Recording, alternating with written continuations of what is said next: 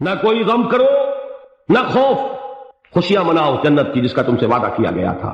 اللہ کی ربوبیت پر اطمینان جب انسان کو ہو جاتا، میرا رب اللہ ہے، ربی اللہ، انسان کے لیے نہ کوئی کھٹکا، نہ کوئی خطرہ، نہ کوئی خوف، نہ کوئی حزن۔ جو کچھ ہو رہا ہے کس کے اذن سے ہو رہا ہے؟ اللہ کے اذن سے۔ اللہ کے اذن کے بغیر پتا تک نہیں ہلتا۔ یہ کوئی اندھا بہرا مادہ نہیں ہے جس سے مجھے کوئی خوف ہو۔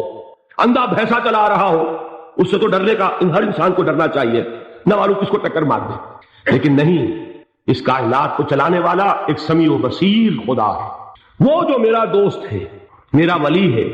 اللہ ولی الذین آمنوا یخرجہم من الظلمات الی النور۔ اللہ اہل ایمان کا ولی ہے، ساتھی ہے، پشت پناہ ہے، مددگار ہے، حمایتی ہے۔ بتائیے جسے یقین ہو جائے کہ اللہ میرا مددگار، اللہ میرا محافظ، اللہ میرا پشت پناہ، اللہ میرا حمایتی، اس کے لیے کوئی خوف ہوگا؟ اس سے کوئی ڈر ہوگا؟ میں مثال دیا کرتا ہوں ایک بہت سادہ، پنجاب کے دیہات کی۔ تو بڑا چودھری ہے اور کوئی غریب کسان ہے، اس غریب کسان کی کہ جانوروں کو ہر وقت اندیشہ ہوگا چوری کا، کوئی میری بھینس کھول کر نہ لے جائے، کوئی میرا بیل کھول کر نہ لے جائے۔ لیکن جس کے بارے میں یہ سب کو معلوم ہو کہ وہ جو بڑا چودھری ہے وہ اس کا دوست ہے، اس کی بچیا کو کوئی خوف ہوگا؟ اس کی بھینس پر کوئی ہاتھ ڈالے گا؟ اسے کوئی اندیشہ ہوگا؟ نہیں۔ کیوں؟ کہ وہ بڑا چودھری، بڑا اس کا یہاں کا سردار، جاگیردار، سب کو معلوم ہے وہ میرا دوست ہے، کوئی میرے خلاف اقدام نہیں کر سکتا۔ اس دنیا میں یہ چھوٹی سی بات اگر آپ کے دلی اطمینان اور سکون کا باعث بن سکتی ہے تو ذرا تصور کیجئے۔ میں لفظ تصور استعمال کروں گا صرف اس لیے کہ اس کا ہم جس کو کہتے ہیں ادراک اور شعور کر نہیں سکتے، اگر کے ساتھ کر سکتے۔ اگر یقین ہو کہ اللہ میرا مددگار اور یقین ہو کہ اللہ ہر آن میرے ساتھ ہے، پھر کوئی خوف، کس کا خوف؟ کوئی شے اللہ سے بالا تر ہے؟ کوئی قوت اس سے زیادہ طاقتور ہے؟ کوئی اس کے ارادے کو بدلنے والا ہے؟ کوئی اس کی مشیت کے آڑے آنے والا ہے؟ یہی بات ہے جو حضور نے فرمائی۔ یہ ایمان کا حاصل ہے لب لباب، کہ دیکھو اچھی طرح اس بات کو ذہن نشین کر لو، اگر تمام انسان مل کر تمہیں کوئی نقصان پہنچانا چاہے نہیں پہنچا سکتے مگر جو کچھ اللہ نے لکھ دیا ہو، اور تمام انسان مل کر تمہیں کوئی نفع پہنچانا چاہے نہیں پہنچا سکتے مگر وہ شے جو اللہ نے طے کر دی۔ آپ پھر میں کہوں گا ذرا طاری کیجئے، اسے فرض کیجئے، اسے سوچئے، اگر اس حدیث پر ہمارا دل ٹھکا ہوا ہو تو کسی سے ڈر ہوگا؟ یہ مجھے نقصان نہ پہنچا دے، یہ میری رپورٹ خراب نہ کر دے، یہ میری انکریمنٹ نہ رکوا دے، یہ میرا یہ نہ بگاڑ دے، یہ میرا یہ نقصان نہ پہنچا دے، اس کا ڈر، اس کا ڈر، اس کا خوف، اس کی خوشامد، اس کے لیے جا کر طرح طرح سے اپنی عزت نفس کو ذلیل کروانا اس کے سامنے۔ یہ سب کچھ کیوں کرتا ہے انسان؟ جب سمجھتا ہے کہ اس کے ہاتھ میں میرا کوئی نفع ہے، اس کے ہاتھ میں میرے لیے کوئی ضرر ہے، یہ مجھے کوئی غضب پہنچا سکتا ہے، یہ مجھے کوئی نقصان پہنچا سکتا ہے، یہ میرا کوئی کام بنا سکتا ہے، یہ میری کوئی ضرورت پوری کر سکتا ہے۔ اسی کا نام شرک ہے۔ جہاں آپ نے یہ سمجھا کہ غیر اللہ کے اندر کوئی طاقت موجود ہے وہی شرک ہے۔ بتوں سے تجھ کو امیدیں، خدا سے نو امیدی، مجھے بتا تو صحیح اور کافری کیا ہے؟ شرک تو یہ ہے جس پر بھی تمہیں یہ خیال ہے کلمہ ہے، یہ کلمہ سوم، لا حول ولا قوت الا باللہ، ذرا اس پر دل کو کبھی اگر آپ تصور کریں، پھر فرض کریں، دل ٹھک جائے اس پر، کوئی طاقت نہیں۔ یہی بات تھی جو شیخ عبد القادر جیلانی رحمۃ اللہ علیہ نے اپنی وصیت میں اپنے بچے سے کہی۔ 11ویں دینے والے ہیں لیکن حضرت شیخ عبد القادر جیلانی کی وصیت اور تعلیمات کو کتنے لوگ ہیں تم جانتے ہو؟ یہ جن مقامات تک پہنچے ہیں وہ کس چیز کی بدولت پہنچے؟ انہوں نے جو پیغام دیا وہ کیا تھا؟ اے میرے بچے، جس طریقے سے قرآن مجید میں حضرت لقمان کی نصیحتیں جو ہے نقل کر دی گئی ہیں، میں یہ عرض کروں گا بالفرض اگر قرآن حضرت عبد القادر جیلانی کے بعد نازل ہوا ہوتا تو شیخ عبد القادر کی یہ نصیحتیں بھی قرآن میں درج ہوتی۔ اتنی اونچی نصیحتیں ہیں۔ اے میرے بچے، اس حقیقت کو ذہن نشین کر لے، لا فاعل فی الحقیقت ولا مؤثر الا اللہ۔ اس کائنات میں نہ کوئی فاعل حقیقی ہے نہ مؤثر حقیقی ہے سوائے اللہ۔ کسی شے میں کوئی تاثیر نہیں اگر اللہ نہ چاہے، آگ جلا نہیں سکتی اگر اللہ نہ چاہے، پانی ڈبو نہیں سکتا اگر اللہ نہ چاہے، زہر ہلاک نہیں کر سکتا اگر اللہ نہ چاہے، کوئی چیز فائدہ نہیں پہنچا سکتی اگر اللہ نہ چاہے۔ تو در در پہ کیوں سر جھکاتے ہو؟ در در پر کیوں جبیں سائی کرتے ہو؟ سب کے سامنے کیوں ہاتھ پھیلاتے ہو؟ ایک اللہ سے مانگو، ایک اللہ کے سامنے زمین پر اپنی جبین رکھو۔ لا فاعل فی الحقیقت ولا مؤثر الا اللہ۔ نظر آتا ہے ہمیں کہ پانی پیاس بجھا دیتا ہے، پیاس بجھانے کی صلاحیت پانی میں نہیں ہے، اللہ کے اذن سے۔ کھانا بھوک مٹا دیتا ہے، بھوک مٹانے کی صلاحیت کھانے میں نہیں ہے، اذن رب میں۔ دیکھیے یہی یقین تھا۔ حضرت موسیٰ علیہ السلام کا واقعہ یاد کیجیے، سامنے سمندر آ گیا، قوم دیکھتی ہے پیچھے کہ گرد و غبار کا طوفان، معلوم ہوا کہ فرعون اپنے لشکر سمیت آ گیا۔ لشکر جب چلتا تھا تیز رفتاری کے ساتھ تو گرد و غبار کا جو طوفان اٹھتا تھا اس کا تصور کیجیے، اور لمحہ بلمحہ وہ قریب آ رہا ہے۔ پوری قوم نے کیا کہا؟ اے موسیٰ انا لمدرکون، اے موسیٰ ہم کو پکڑے گئے۔ قرآن مجید میں تو یہاں وہ باتیں نہیں لکھی ہیں، لیکن تورات میں یہ درج ہے کہ بنی اسرائیل جھگڑنے لگے، دست و گریبان ہو گئے موسیٰ کے ساتھ۔ موسیٰ نے یہاں مروایا لا کر، اس سے تو ہم ہی بہتر تھے، وہاں کھانے کو ملتا تھا، زندگی تو تھی، بیدار ہم کر رہے تھے، موت تو نہیں تھی۔ اب جو کچھ ہوگا اس کا تصور کرو، جس طریقے سے ہمارے ٹکڑے اڑائے جائیں گے۔ تو لڑ رہے ہیں حضرت موسیٰ علیہ السلام، یہ تورات کی تفصیل ہے۔ قرآن میں صرف اتنا آیا ہے، پریشان ہو کر انہوں نے کہا انا لمدرکون، موسیٰ ہم کو پکڑے گئے۔ اس وقت موسیٰ کا جواب کیا ہے؟ کلا ان معی ربی سیہدین، نہیں، میرے ساتھ میرا رب ہے، وہ راستہ دے گا۔ بتائیے کہاں راستہ نظر آ رہا ہے؟ یہ ہے ایمان بالغیب۔ راستہ نظر نہ آئے تب اللہ پر یقین ایمان ہے۔ جیب میں پیسے ہوں اور تب دل کو اطمینان ہے تو ایمان کس پر ہوا؟ پیسے پر، اللہ پر نہیں۔ جب وسائل و ذرائع نہ ہو اور پھر یقین ہو کہ اللہ مسبب الاسباب ہے، وہ اسباب کا پابند نہیں ہے، وہ اسباب کا محتاج نہیں ہے، اسباب اس کے محتاج ہے۔ اگر یہ یقین ہے تو اللہ پر ایمان ہے، یہ نہیں ہے تو تمہارا ایمان اسباب پر ہے، وسائل پر ہے، ذرائع پر ہے، مادیات پر ہے، اللہ پر نہیں۔ اس وقت کہاں راستہ تھا؟ کوئی راستہ تھا؟ سمندر ہے اور ادھر سے لشکر آ گیا ہے۔ کلا ان معی ربی سیہدین۔ اب دیکھیے ایمان کہہ دینا آسان ہے، ہوا معکم اینما کنتم، جہاں کہیں بھی تم ہوتے ہو اللہ تمہارے ساتھ ہوتا ہے، لیکن اس کا یقین قائم ہو جائے تو زمین و آسمان کا فرق واقع ہو جائے۔ یہی بات ہوئی حضور کے ساتھ۔ غار ہے، چھپے ہوئے ہیں محمد رسول اللہ اور آپ کے وہ یار غار ابو بکر صدیق رضی اللہ تعالی عنہ۔ اقبال نے حضرت ابو بکر کی شان میں چند اشعار کہیں صرف، لیکن واقعہ یہ ہے کہ بھاری بھاری نظموں پر اور قصیدوں پر بھاری، طویل ترین نظمیں اور قصیدے ہوں ان پر بھاری۔ ہمتیں ابو بکر کی ہمت جو ہے، کشت ملت را چو اب، جیسے بارش سے کھیتی اپجتی ہے، ابو بکر کی ہمت اور عظیمت اس امت کو اسی طرح سینچنے والی ہے۔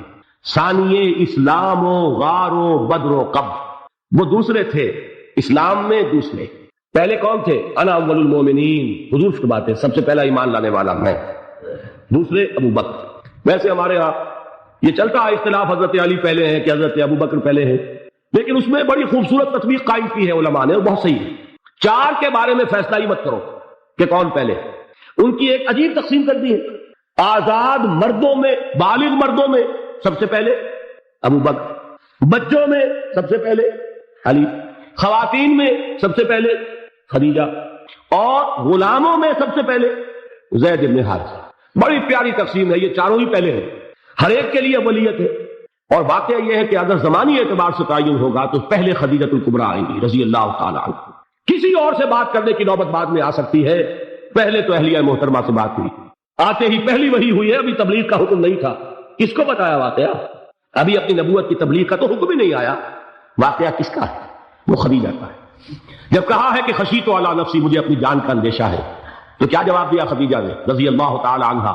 وہ صدیقۃ الکبریٰ ہے، صدیقات جو ہے خواتین ان میں چوٹی پر خدیجۃ الکبریٰ ہے رضی اللہ تعالی عنہ، اور صدیق جو مرد ہیں ان میں صدیق اکبر ہے ابو بکر صدیق رضی اللہ تعالی عنہ، لیکن صدیقات میں چوٹی پر۔ جب حضور نے فرمایا خشیت علی نفسی، کیا فرمایا؟ کیا عرض کیا؟ کیسے تسلی دی؟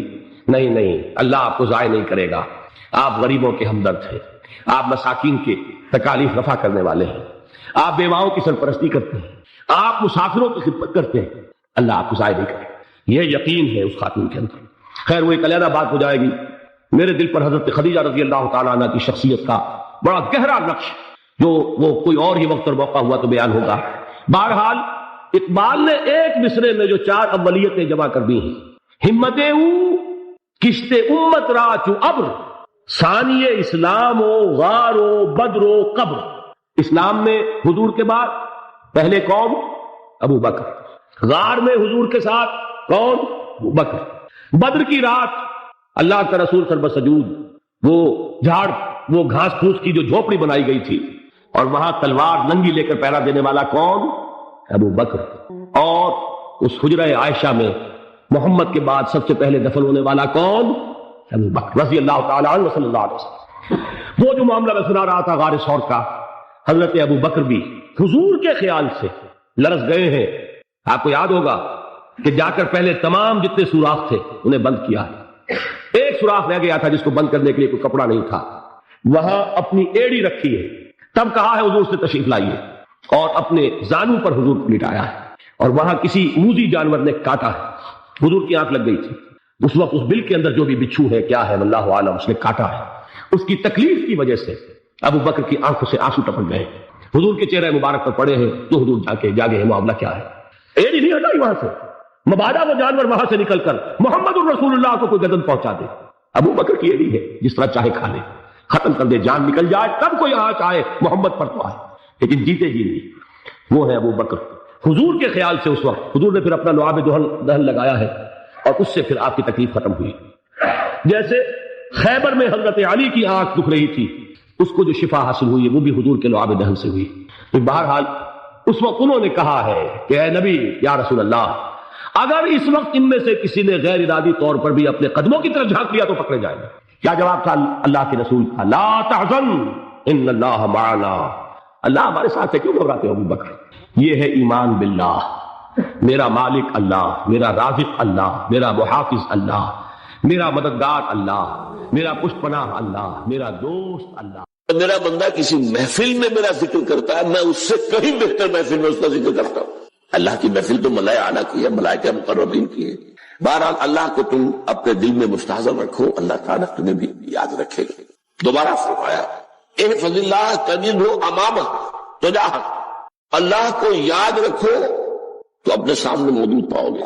جب چاہو دعا کرو تو احفظ اللہ تجدہ امامک یا تجاہک، اپنے سامنے موجود پاؤ گے. اذا سألت فاسأل اللہ. اب آ گیا وہ مرکزی مضمون. دیکھو جب مانگو اللہ سے مانگو، غیر اللہ کے سامنے ہاتھ دراز کرو ہی مت.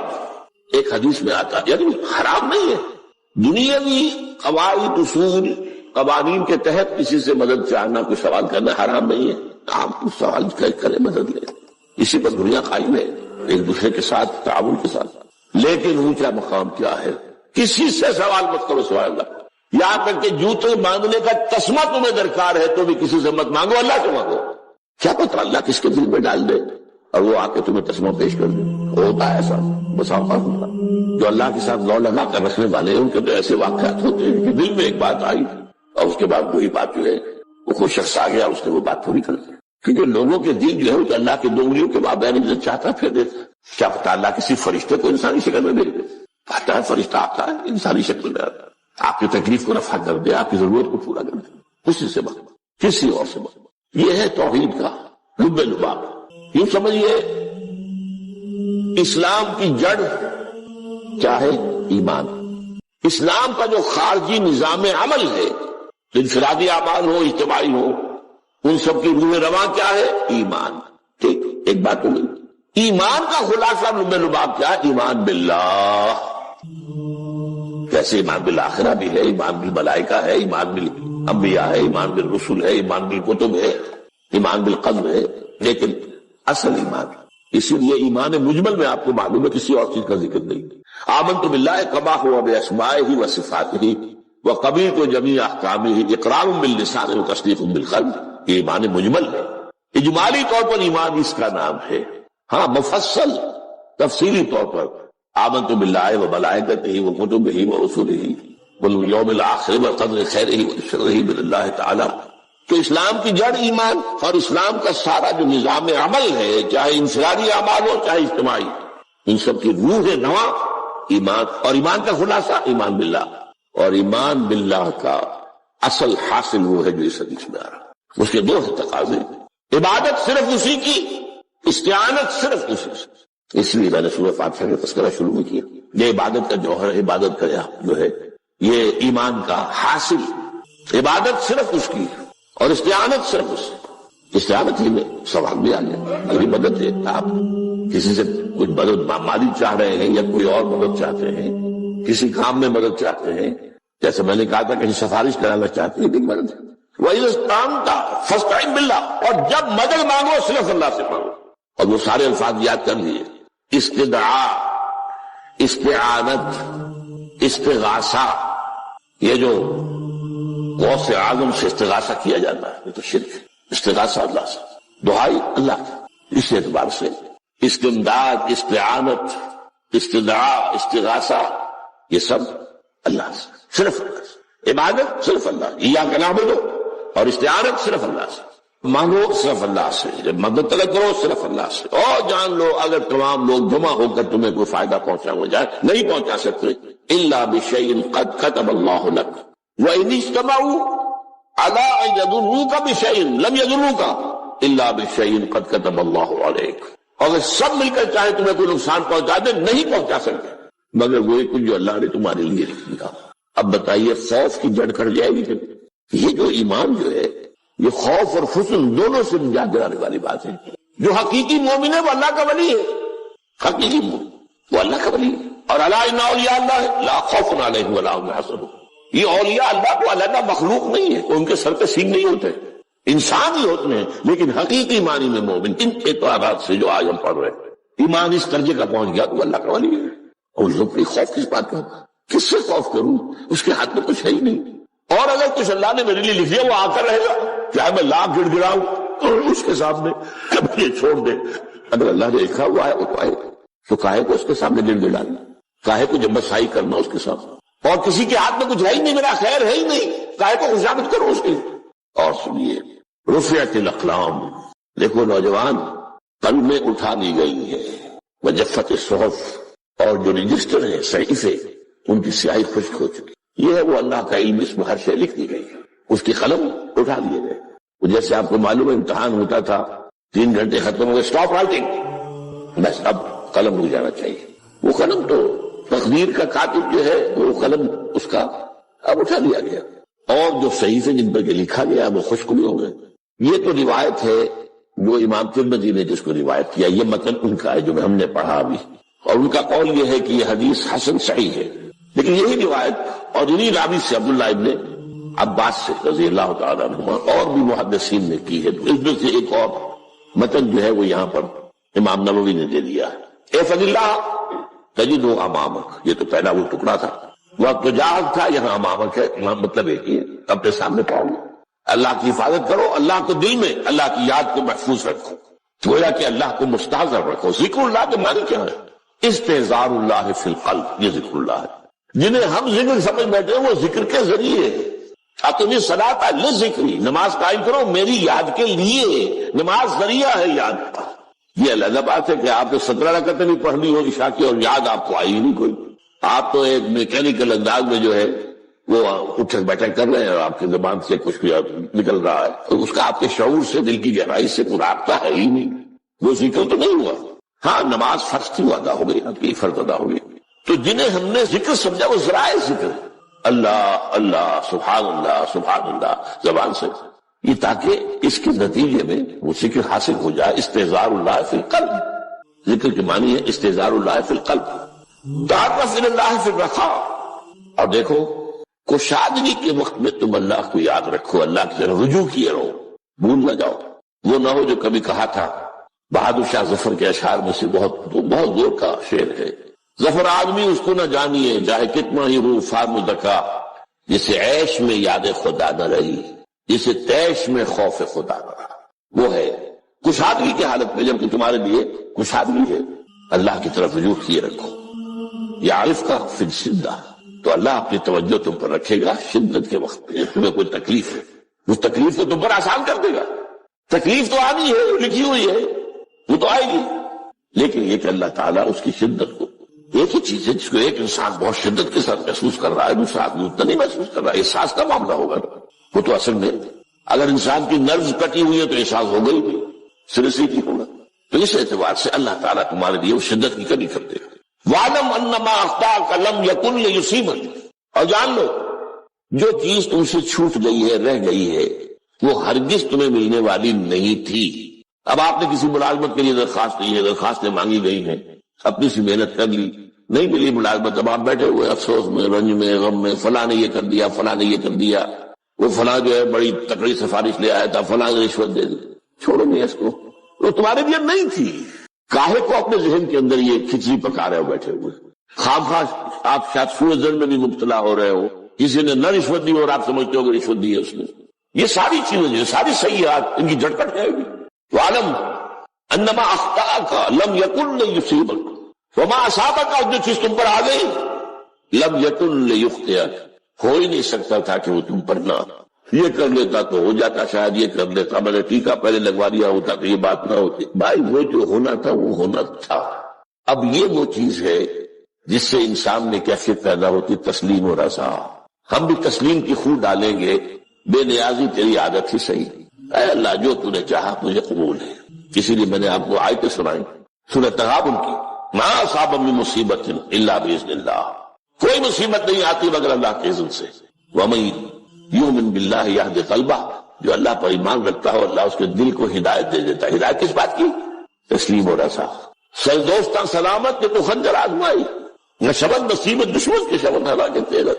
اے اللہ تیری طرف سے ہے، مجھے قبول ہے، اور بظاہر مجھے تکلیف ہو رہی ہے لیکن یقیناً اس میں میرا کوئی خیر ہے. نہیں یدکل خیر، تیرے ہاتھ میں تو خیر ہی خیر ہے جو بھی تیری طرف سے آئے. سر تسلیم خم ہے مزاج یاد ہے. اور یہ مضمون جو ہے زیادہ بڑے پیمانے پر سورہ حدید میں آیا ہے. ما اصاب من مصیبت فی الارض ولا فی انفسکم الا فی کتاب من قبل ان نبرأها، کوئی مصیبت نہیں آتی نہ تمہاری جانوں میں نہ زمین میں. زمین میں زلزلہ آ جانا، سیلاب آ جانا، کچھ اور زمین کا دھس جانا، یا یہ ہے کہ تمہاری جانوں میں کوئی بخار ہو گیا تو اور تکلیف ہو گئی. اچانک معلوم ہوا کہ صاحب تو کینسر ہے اور کینسر بھی اب 3rd stage پہ پہنچ چکا ہے. لیکن جو بھی آیا ہے وہ اللہ کے علم کی کتاب میں پہلے سے لکھا ہوا ہے. فی کتاب من قبل ان نبرأها، یہ کتاب میں درج ہے اس سے پہلے کہ مجھے ظاہر کرا. اس کا نتیجہ کیا نکلنا چاہیے؟ لیکن لا تاسوا علی ما فاتکم ولا تفرحوا بما آتاکم، افسوس نہ کیا کرو جو تم سے جاتا رہے، چھوٹ جائے. کوئی عزیز فوت ہو گیا، کوئی موقع ہاتھ سے نکل گیا، ارے بھائی میں چوک گیا، بڑا موقع تھا، اب اس پر افسوس کر رہے نہیں. جو چیز لیکن لا تاسوا علی ما فاتک ولا تفرحوا بما آتاک، جو اللہ تمہیں دے دے اس پر اتراؤ مت. وما اصابک لم یکن لیخطئک واعلم ان النصر مع الصبر، اور جان لو اللہ کی مدد صبر کے ساتھ آتی. جو آئے اس کی طرف سے جھیلو. زبان پر کلمہ شکوہ اور شکایت نہ آئے، اللہ سے شکایت نہ آئے. تسلیم و رضا، جو تیری رضا ہے. تیری صحت ہمیں منظور ہے لیکن اس کو.